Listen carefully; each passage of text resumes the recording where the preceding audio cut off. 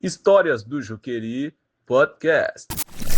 Vou contar uma história do Juqueri, um cemitério de vivos, sem tempo, sem esperança, mortos-vivos, esquecidos e perdidos na lembrança. Depósito de gente que virou prisão de ventre dos loucos deste país.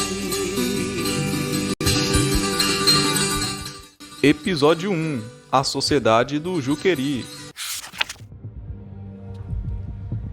Habitação do diabo, casa infernal, desterro. Lugar de prisão, pastilha, lugar de malucos, estabelecimento de vingança, espelho do mundo. Essas descrições foram coletadas por Maria Clementina Pereira Cunha, enquanto fazia sua pesquisa de doutorado, que resultou no livro Juqueri, a História de um Asilo, publicado em 1986. Era assim que os pacientes descreviam a instituição. Os adjetivos que o Juqueri carrega não são de uma instituição fora do mundo, do Estado ou de uma sociedade. As descrições são dessa sociedade, de uma sociedade formada pelo preconceito, que prega pela harmonia por meio do controle, da exclusão e do extermínio. As denúncias de maus-tratos e até mesmo de tortura são inúmeras, e a população paulista conhece pelo menos a ponta do iceberg, que são as histórias do Juqueri. Pacientes nascidos na década de 1920 estavam no Juqueri em 2019, quando as portas da instituição começaram a fechar. Os pacientes que estavam lá desconheciam essa atual sociedade, que não está longe daquela que apoiou a internação deles. Diante de tantos fatos negativos e de clara violação de direitos humanos, o que manteve o Juqueri aberto e funcionando por tantos anos?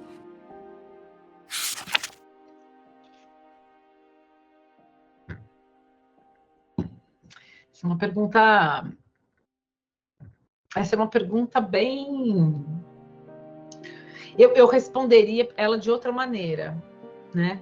Eu responderia te perguntando, né? Assim, qual a atualidade do Juqueri? Eu vejo que ele é atual. O que eu quero dizer com isso? O Juqueri está aqui. O Juqueri, ele está nos corpos, provavelmente, dessas pessoas usuárias de crack que foram sumidas pela gestão Tarcísio e Nunes em São Paulo.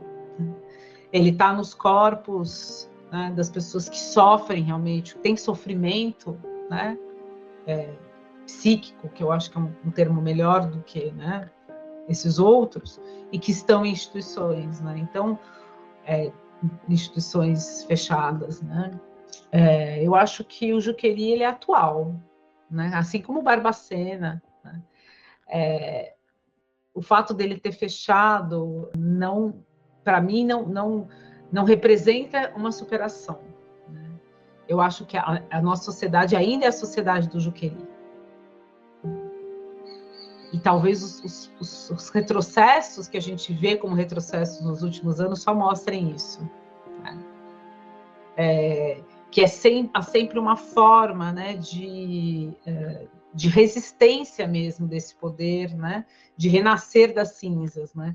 Então, para você ter uma ideia, eu gosto de falar isso, a lei de drogas de 2006, né, nova lei de drogas, que ela é extremamente criticada, né, e com razão, enfim, né? Eu escuto muitas pessoas dizerem, o encarceramento em massa começa com essa lei de drogas. Não é verdade, né?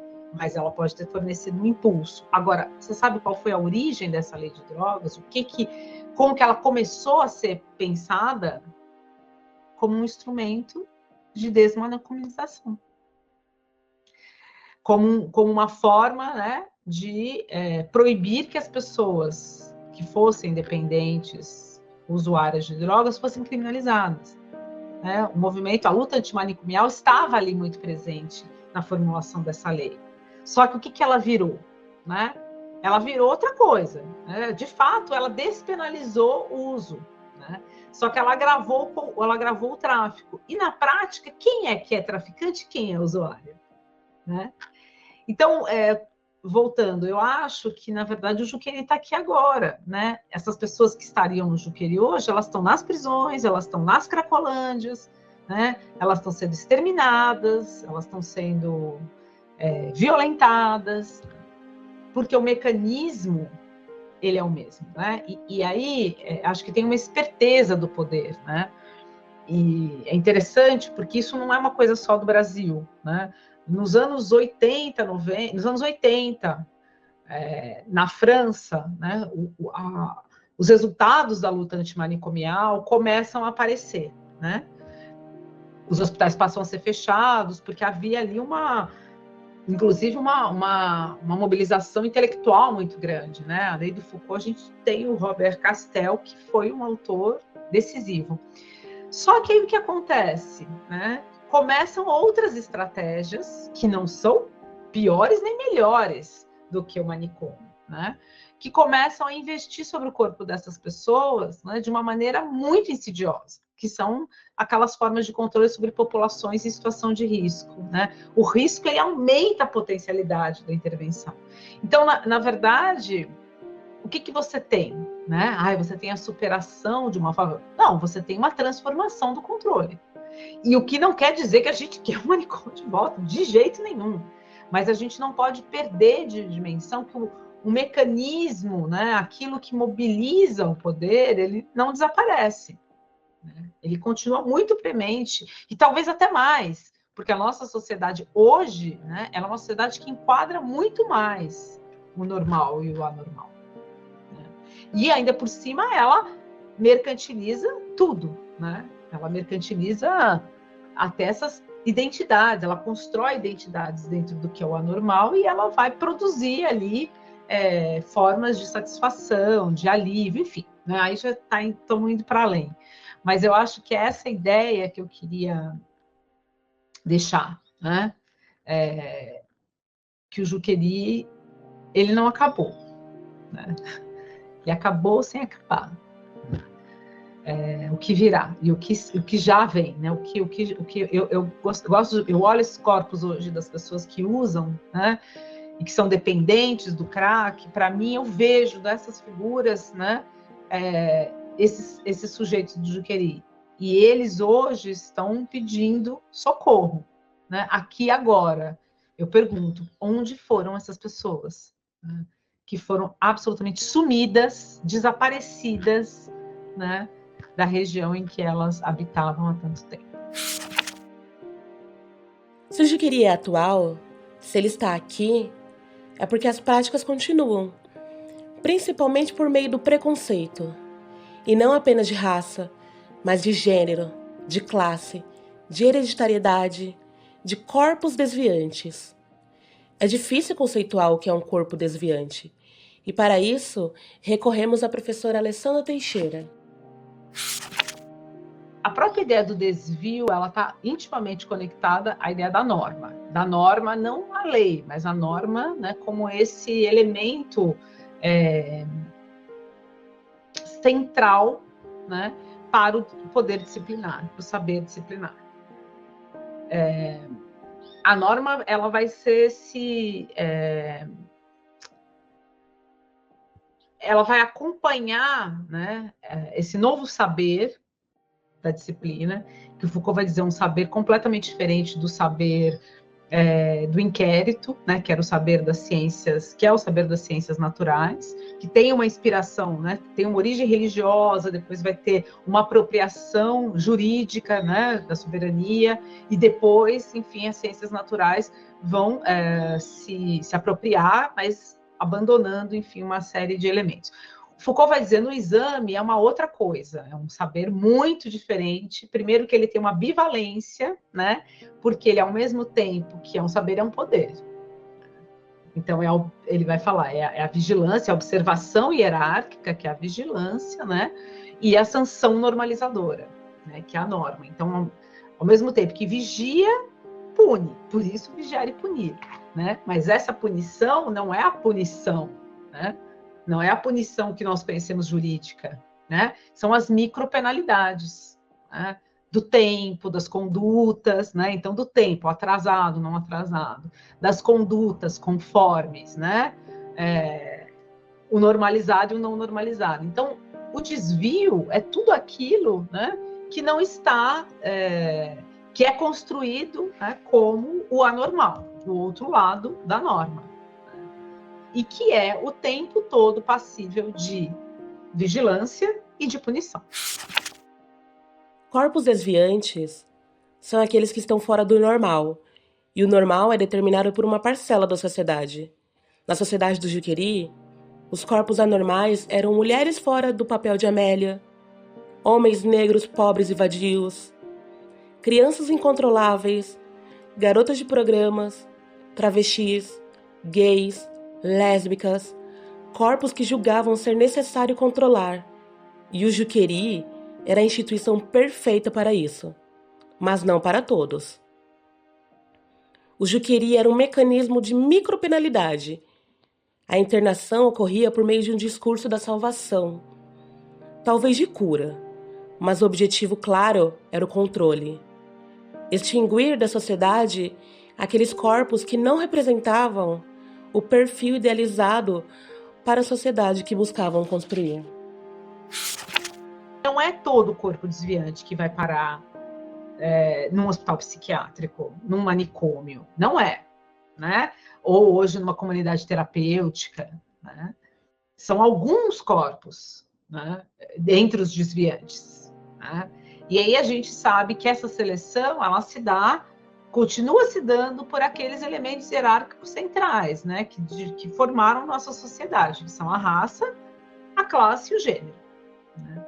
E nesse contexto de uma seletividade, certamente a raça e a classe têm aí, não que o gênero não tenha, né, mas o gênero ele vai estar muito em relação a essa seletividade da prisão e dessas instituições, ele vai estar muito condicionado, né, a esses elementos interseccionais.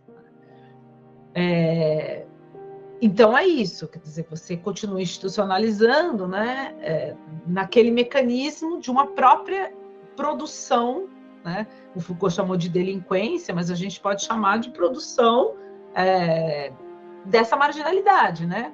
Dessa própria segregação, quer dizer, a instituição produz a segregação junto com os controles policiais e devolve, né, esses sujeitos para depois voltarem, né? Então é esse ciclo que essas instituições, enfim, supostamente, né, correcionais, elas promovem, né? A institucionalização não é para todos. A forma e a qualidade também depende do corpo a ser subjugado. Se retornarmos ao exemplo da professora, dos dependentes químicos, podemos analisar que as pessoas recorrem à internação para tratamento. Mas somente uma parcela desse público passa por esse processo de forma violenta. Aqueles que já estão na margem da sociedade e que podem não fazer falta. A relação que a professora faz com os usuários da Cracolândia em São Paulo e os internos do Juqueri não é uma banalização do contexto histórico. Precisamos ter em mente alguns sinônimos da palavra viciado, que são malucos, maníacos, loucos, perdidos e doentes. Então a realidade de 1898 não está tão distante de 2025. Assim como o Juqueri, a vida e o tratamento do Estado aos dependentes químicos também é degradante. Sequer um banheiro com mínimo de higiene é fornecido. Afinal, não se promove políticas de cuidado quando se quer exterminar. Mas a ideia do Juqueri não era curar, pelo menos na minha perspectiva. Ao longo da minha pesquisa, não encontrei qualquer indício que apontasse para o cuidado. E muitas vezes o Juqueri era o final para aqueles que não foram cuidados. Como exemplo, um adolescente de 17 anos, internado em 1911. A sua entrada na instituição ocorreu em razão de ter sido estuprado pelo padre do orfanato onde estava e teria enlouquecido em consequência do abuso. Nessa época, o que importava era se o indivíduo era produtivo ou não. para o Juqueri se era curável ou não. E isso está ligado ao final dos anos 1800, quando a mão de obra se tornou uma questão vital para a sociedade e para o Estado. Em 1988 a gente tem finalmente, né, a abolição da escravidão no país. Mas desde 1850, né, portanto, desde meados aí do século XIX, o país começa a atravessar, né, um período que o sociólogo Clóvis Moura vai chamar de escravismo tardio, né, que é esse contexto, né, em que a escravidão ela vai caminhando para o seu ocaso, né, finalmente o tráfico sendo criminalizado, né, proibido em 1850, com a lei Eusébio Queiroz, né, e depois a lei do ventre livre, a política imigrantista, enfim, a gente começa a viver um contexto em que o Brasil, né, inevitavelmente vai caminhar para a transição para o trabalho livre, né, e, ao mesmo tempo, né, o país começa também a fazer uma transição de um modo de produção, né, de um modo de organização social, orientado em torno da escravidão, né, claro que capitalista também, mas uma forma específica aí, né, de atuação nesse capitalismo, né, para agora ingressar, né, também numa forma de capitalismo dependente, mas já com uma participação, né, vamos dizer assim, ainda não industrial, mas urbana, né, um tecido urbano que vai se desenvolvendo, né, nas cidades brasileiras, e aí pensando em São Paulo, que é principalmente o escopo, né, obviamente, da atuação do Juqueri, São Paulo vai atravessar uma mudança muito, muito frenética, né, e muito intensa nesse período. Então, a grande questão que se colocou ali para as elites, naquele contexto, era, bom, como dar conta, né, desse contingente de pessoas ex-escravizadas, né, que continuarão sendo marginalizadas, né, por uma opção, por uma estratégia política, né, que é a política imigrantista, que é uma política de importação de mão de obra estrangeira, né, e com isso uma marginalização, portanto, dessa mão de obra negra, né, que até então tinha praticamente, né, erguido e sustentado esse país. Então, uma colocação desse contingente humano, né, que foi expropriado durante tantos anos ali, numa situação de extrema vulnerabilidade, né, sem trabalho, sem terra, né, porque a lei de terras também faz parte desse conjunto, né, de medidas que vão ser organizadas, né, para essa transição do trabalho livre e para a marginalização da população negra, né, impedindo que essa população tivesse acesso à terra e à propriedade. Então, as elites se colocam nesse momento, quer dizer, o que fazer com esse contingente, né, que será marginalizado, né, então é preciso controlar, né, é preciso segregar, né, e ao mesmo tempo é um momento de uma efervescência, né, de saberes sobre a pobreza, né, de saberes sobre as raças, né, o racialismo, o racismo científico, como que isso vai repercutir, né, na medicina social, né, na criminologia positivista. Então, quer dizer, é um verdadeiro caldo ali, né, uma verdadeira ebulição que esse período que marca a entrada do país, né, num regime republicano, né, que a gente vai ver que de republicano, né, de res pública só tem o nome, mas vai ser marcado, enfim, por todas essas medidas e por todo esse contexto, né, de muita conflituosidade, de muita violência, né, e ao mesmo tempo de um poder, né, que vai se reproduzindo em relação ao controle e à violência das massas, né? A raça é posta como prioridade para as práticas de segregação. Nesse momento, emerge na sociedade europeia teorias consideradas científicas, que enquadraram a população preta como a responsável pelos males sociais.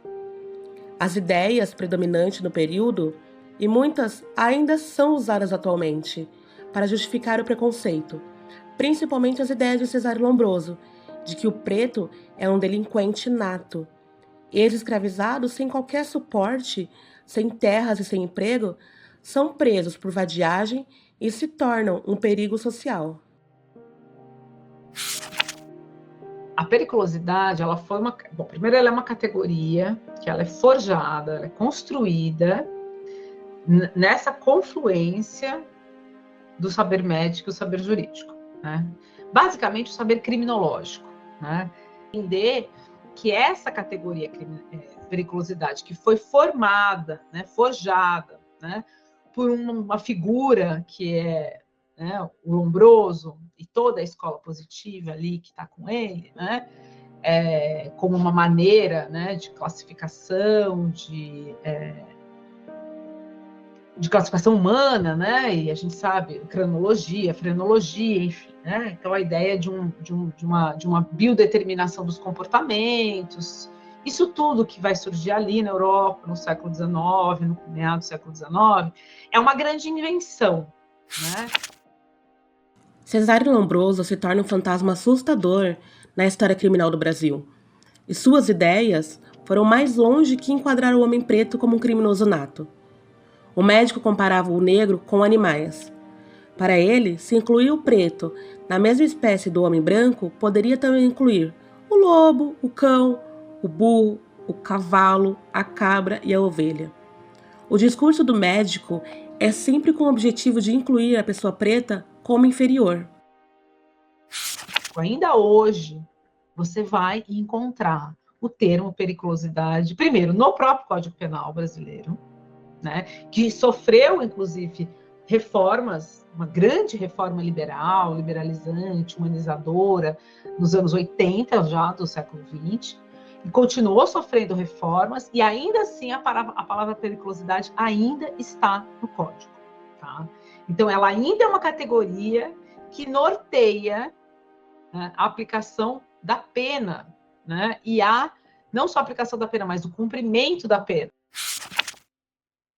Pessoas pretas nas ruas, ex-escravizados sem trabalho, crianças perambulando, mulheres se prostituindo ou não aceitando a estrutura patriarcal. Esse era o desenho da periculosidade na época. Essas pessoas consideradas perigosas tinham que sair das ruas. Mas o que é periculosidade?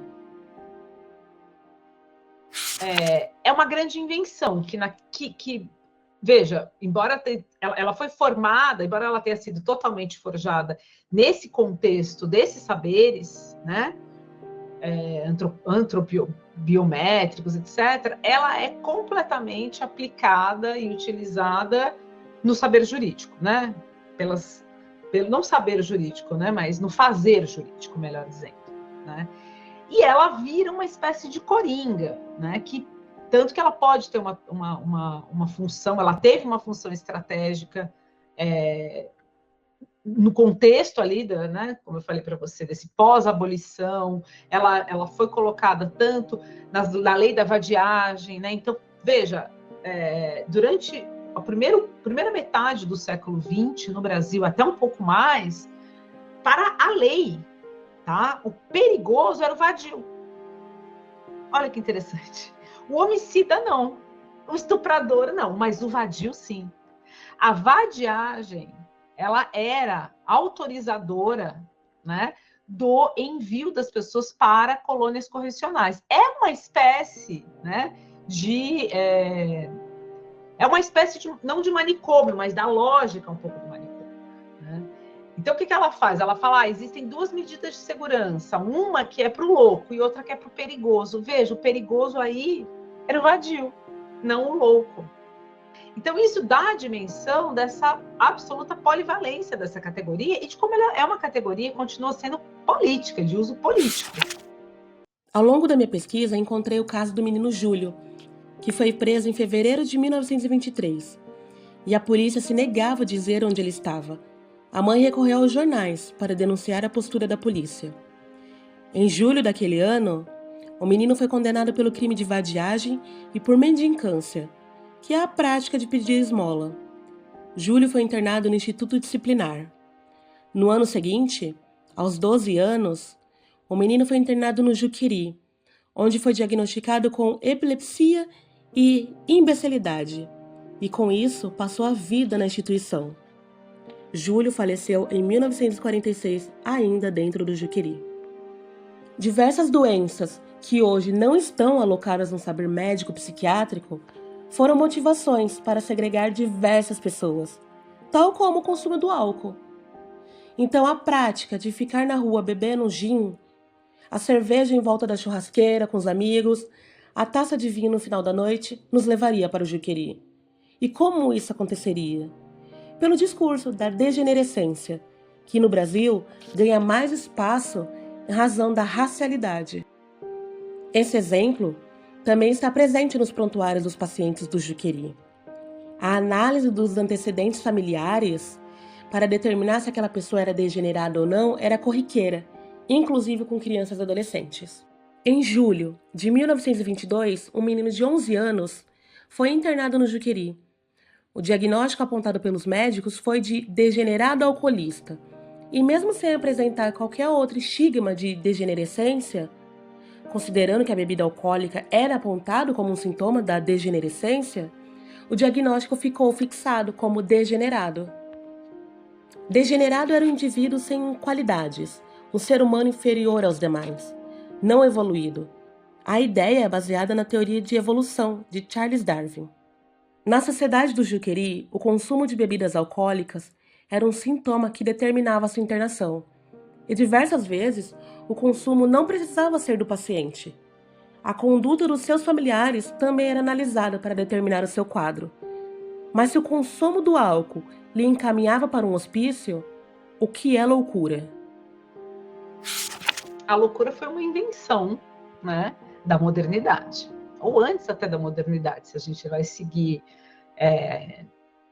a proposta Foucaultiana, né? Foucault vai chamar, não só ele, enfim, mas de época clássica, justamente esse momento, né, da passagem ali do Renascimento para o Iluminismo, né, que é esse século 17 e 18, né, que é quando esse saber, né, esse racionalismo, né, descartiano, ele vai amplificar, né, e a ideia de um homem no centro da razão, e a razão é, na verdade, a iluminação, Então tem todo um recurso aí a uma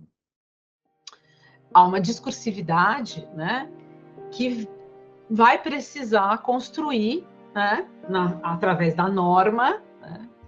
Foucault vai mostrar isso para a gente, quer dizer, não, é um saber que ele é um saber profundamente disciplinar, né? Ele não se quer disciplinar, mas ele é um saber extremamente orientado em torno, né, da classificação, da hierarquização, né? Então ele vai estabelecer a norma, o normal e o patológico. Então nesse momento, né, claro que eu estou simplificando e reduzindo ali uma série de acontecimentos, mas o que o Foucault vai nos dizer é, bom, nesse momento é preciso, então, construir, né, essa razão. E como que se constrói essa razão dentro de um saber normativo, dentro de uma norma, de uma normalização? É construindo a loucura, construindo o seu oposto, construindo a sua negação, né? Então, a loucura, ela é uma invenção, né? Ela é uma invenção a partir de uma urgência histórica, né, de uma determinada episteme, que é essa episteme clássica, né? Então, a partir daí, você tem, claro, depois isso vai ganhar diversas camadas, né? Vai se conectar a outras dimensões do mundo disciplinar, das formas de disciplinarização, né, da vida, as instituições, enfim, mas nesse primeiro momento, que é quando ele flagra, né, a famosa nau dos insensatos, que é aquele barco que vai levando os loucos embora da cidade, né, e ele começa a história da loucura assim, ele vai dizer 1% de toda a cidade foi levada, né, faz a gente lembrar, né, a obra que acontece muito tempo depois do Machado de Assis, né, que é o Alienista. Então, a loucura, ela é uma invenção de um tempo, né? de um tempo que se construiu em torno, né, de um arquétipo, que é o arquétipo do racionalismo, do homem racional. E a grande sacada, né, de uma série de autores aí nas pesquisas históricas, né, já no século XX, é mostrar essa produção, né? É mostrar, desnaturalizar, portanto, essa categoria, né, e mostrar que ela é o resultado, né, de uma série de elementos que compõem um dispositivo de saber e poder. Aí você vai me dizer, bom, então não existem doenças, né? Não... Bom, sempre existiram doenças, né? Agora, como essas doenças são chamadas de doença e tratadas como doenças, tem sociedades, né, que tratam isso que nós chamamos de loucura, né, a partir de outros enquadramentos, até enquadramentos mágicos, né? Então, certamente, a loucura é uma invenção da nossa época. A loucura, como uma invenção, controla os corpos e os discursos. Creio que a loucura atravessa a vida de todas as mulheres. Afinal, quem nunca foi chamada de louca no meio de um debate? Como advogada, o que mais vejo nos processos são alegações que têm por objetivo dizer que a mulher não tem credibilidade, que a fala dela é fora da realidade, seja nos processos criminais como estupro ou violência doméstica, quanto nos processos da vara da família, onde elas se tornam loucas. A professora Alessandra traz uma ponderação atual sobre a loucura apontada em mulheres. Vamos pensar no bebê reborn? Eu sei que a gente... Vamos usar o Foucault, né? Vamos pensar mais uma vez numa história do presente, né? Numa genealogia do presente, um diagnóstico do presente. O caso dos bebês reborn é maravilhoso, né? Com tudo que ele pode refletir de fetiche, e não vou discutir isso, mas a questão central é qual é a alegação central. Essas mulheres são loucas, né? Essas mulheres que têm os bebês reborn são loucas, mas os homens que têm tantos os bonequinhos super-herói como os Autorama não são loucos, né? Eles são meninos, né? Eles têm um hobby. Não é que a loucura não atinja os homens, e vamos falar sobre isso mais pra frente. Mas as mulheres são a todo momento apontadas como loucas, e independe do momento da vida. A medicina e o direito, no século passado, tinham por objetivo cientificar questões sociais, para justificar a atuação do Estado. Então o negro liberto passa a ser o vadio. As crianças, futuros criminosos, ou criminosos natos. As mulheres, prostitutas insubordinadas. E todos eram loucos. Todos tiveram suas histórias apagadas.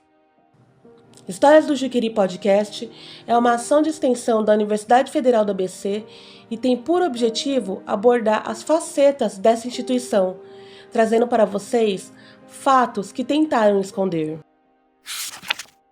No próximo episódio, teremos como convidado o professor Dr. Gustavo Queiroz de Attarelou, que também se debruçou sobre a história do Juqueri. Não percam o próximo episódio. Esse episódio foi narrado por Ana Paula Cristina Oliveira Freitas, doutoranda na Universidade Federal do ABC, orientação de Maria Gabriela Silva Martins da Cunha Marinho, professora na Universidade Federal do ABC, edição realizada por Fred Aguiar e Júlio Gomes, alunos da graduação da UFABC, divulgação realizada por Cíntia Quadrado e Amanda Andrade, alunas da graduação da UFABC. O episódio contou com a participação da professora doutora Alessandra Teixeira, da Universidade Federal do ABC, mestra e doutora em Sociologia pela USP, pesquisadora do CNPq, coordenadora do grupo do CNPq Resistências, Controle Social, Memória e Interseccionalidades.